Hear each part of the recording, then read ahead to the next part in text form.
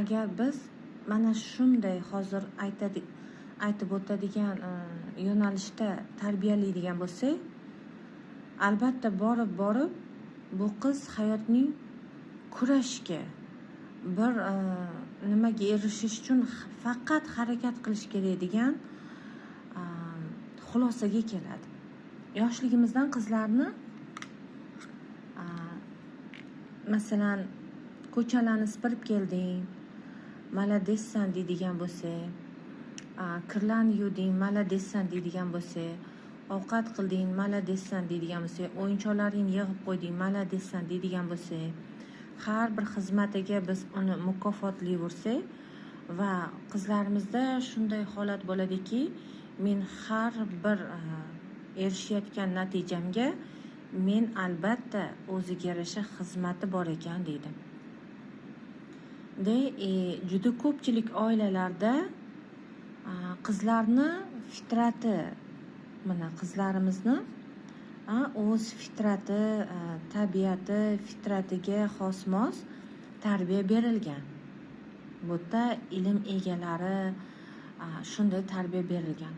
Lekin juda ko'p bu ayollik fitrati, tabiatini tanimaydigan oilalarda bu holat nosog'lom bo'lgan va bilmasang buni qanaqa qilib to'g'ri tarbiya berasan. Qizlarga qanday tarbiya berishni bilib tarbiya berish, bu yerda natijalar zo'r bo'ladi. Bilmasdan turib prosta yo'l-yo'lakay tarbiya berish shunga olib keladi. Va qizlarimiz nega mana hozirgi zamonda ayollar juda ham ko'p, ayollar prям ko'p narsaga o'zim erishaman, harakatim evaziga deb turib o'zi harakat qilishni o'rgandi. Bu normadan oshib ketyapti. Ularda o'sha murskoy silasi kuchayib ketyapti. Nimaga? Va albattaki bu ayol o'sha erkaklarni mensimay qo'yadi. Juda ko'p narsaga o'zi erishyapti. Tushunyapsizmi? Haligi ayolligini bostirib, ichidagi erkaklikni rivojlantiryapti. Bu disbalans holati bo'lyapti. Bu balansda bo'lish kerak edi. Gormonalniy buzilish salomatsiz holatga erishish evaziga katta natijalarga erishyapti. Ayollik baxti, ayollik salomati minusda bo'lib, juda katta natijalarga erishyapti ayollarimiz. Prosta mana bu ikkita holat minusda. Bu holat salomat bo'lish kerak edi o'zi. Shuncha natijaga erishyapti-yu, lekin nega xursand bo'la olmayapti bu ayollar? Mana minus natija.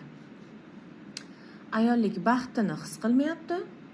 Prosta unga berilgan edi mana shu yerda oson berilgan edi. Nega his qilmayapti? Nega shuncha natija uni xursand qila olmayapti? Prosta ayollik baxti va ayollik tanasi cho'tda mana shu jarayonda minusga kirib ketib qoldi. Prosta agar shu narsa ayolga berilganda nega u plyusni his qilmayapti ichidan? Ko'rasizmi? Alloh shunday yaratganki, ayol o'z fitrati, tabiati bo'lishi shart. Bu uning tanasiga xayrli va ayollik baxtiga xayrli. Mana bu tarbiya aslida o'g'il bolaga beriladigan tarbiya. O'g'il bolaga berish kerak edi mana shu tarbiyani. Har bir qilayotgan ishida u juda katta natija oladi va bundan u so'lib bir qanaqadir bir tushib qolmaydi-da o'g'il bola. U natijalardan juda ham zo'r rivojlanadi. Masalan, o'g'il bolaga mana shu unday muomala qiladigan bo'lsak, har bir o'g'il bolaga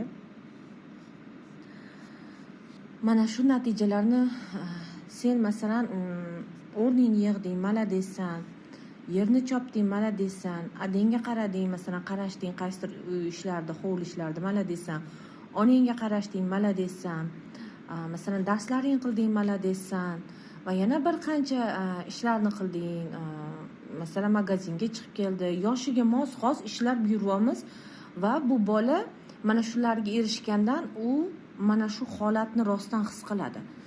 Mana shu har bir natija u bolani o'ziga bo'lgan ishonchi va harakatim evaziga men juda ham ko'p natijalarga erishar ekanman deb bola o'ziga bo'lgan harakatlariga bo'lgan har bir harakatning evaziga katta natijalarga erishar ekanman deb bolada harakat hamisha bo'ladi. Hamisha bo'ladi. Bu uni o'stiradi. Bu o'zini o'sha erkaklarni har birini erkak o'sha tabiati, fitratida bor-da bu. Ko'rasizmi? Ular bundan minusga kirmaydi. Ular plyusi bo'ladi. Bu erkakning salomatligida, potensialida va erkaklik quvvatida, mishleniyasida polni faqat plyus ko'radi. Ko'rasizmi? Chunki bu unikida. Uni vazifasini bu yerda boshqalar bajaryapti. Qanchasinidir, masalan-da, hammasini deya olmaymiz. Chunki erkakning vazifasini Alloh erkakka oson qilib bergan. Ayolning vazifasini ayolga oson qilib bergan. Luboy erkak ayolning vazifasini qilib ko'rsin, uning ichi mana minus holatga kelib qoladi. Kulib tura olmaydi. Tushunyapsizmi? Mana ayolning vazifasini erkaklar bajarsa, ichi mana shunaqa minus holatda bo'ladi. Erkaklarning vazifasini ayollar bajarsa, ming zo'r bajarsin, farqi yo'q. Nega uni tanasi, qalb holati, ichki tuyg'ulari minusda? Nega salomatligi minusda? Xuddi shunaqa, значит, uniki emas. Mana shu yerdan bilsak bo'ladi, uniki emas. Hamma o'zini o'sha fitrati, tabiatidagi vazifani bajarish kerak. Agar biz qizlarimizni mana shunday tarbiyalaydigan bo'lsak, sen harakating evaziga zo'rsan deydigan bo'lsak, bu o'g'il bolaning tarbiya qilish usuli edi. Qiz bola bu dunyoga prosta borligini o'zi u xursand bo'lib yashashiga yetarli edi. Nega Alloh shunday deganda biz bu sistemani buzdik. Xizmating evaziga yaxshisan, xizmat qilsang yaxshisan degan fikrni kiritamiz. Bularning miyasida, ayollarning miyasida uddaliman, qila olaman, bajaraman, men erishaman. Bu уже ayol emas-da. Buni tushunchalari erkaknikidek edi уже. Qanaqa qilib mana bu ayollik baxti bo'lishi mumkin va bu tanasi salomat ishlashi mumkin. Bu tana ayolnikimi? Ayol deb fikrlash kerak-da bu tananing egasi. Uning fikri erkakcha bo'lyapti. Men uddaliman, harakat qilaman, erishaman. Qanaqasiga? Meni harakatim hal qilar ekan, meni nima hayotimda bo'lishini deb. Bu ayol yonida erkak kishini surib, uni chetga surib tashab, o'zi harakat qilib ketadi. Shunda bu ayol bo'la oladimi? Yo'q. Qanaqa qilib bu ayol erkakni hurmat qilsin? Masalan, tushunmasmi? Buzilish qayerda ketyapti? Tarbiyada. Biz hozir mana bu yerni qidiryapmiz. Nimaga ayollar unday? Bu ancha-muncha tarbiyada buzilish bo'lganda. Shuning uchun har bir ayol ming zo'r natijalarga erishsin, prosta ichiga qarasin. Nega bu natijalar bilan, zo'r natijalar bilan uning holati yaxshi emas? Nega? Ruhiy holati, qalb holati, jismoniy holati nega yaxshi emas? Agar rostdan mana shu narsa ayolniki bo'lsa, nega mana ma'mi tana unday demayapti? Nega bu inson kechasi o'z o'rniga borib yotganida cho'ta yig'lagisi keladi? Nega? Natijalar zo'r-ku. Ko'ros uniki emas. Xuddi shunday ba'zi erkaklar ayollarning vazifasini bajaradi. Ular ham borib mana ichki holati yaxshi bo'lmaydi. Tanasini holati, qon tomirlarini, butun nerv sistemasini, mushaklarini holati, bu tana unga mos xos fitrat tabiatida yashash kerak, shunday vazifalarni bajarish kerak. Rollar almashinib ketib qolganda, sababi o'sha tarbiyada. O'g'il bolani boshqacha tarbiya qilinadi, qiz bolani boshqacha tarbiya qilinadi. O'g'il bolaga qancha u erisha oladi, u qila olishlikni o'rgatsa, ishonch, faxrlanish, mas'uliyat har birini. Qizlarga ayol bo'lishni o'rgatish kerak. Go'zal bo'lishni, uyni go'zal tutishni, prosta go'zallikni o'rgatish kerak. Va u bu dunyoda borligini o'zi bu hamma narsaligini. Agar ayolga ayol bo'lishni o'rgatiladigan bo'lsa, bu ayollik tabiatidagi, fitratidagi vazifani rohatlanib bajaradi.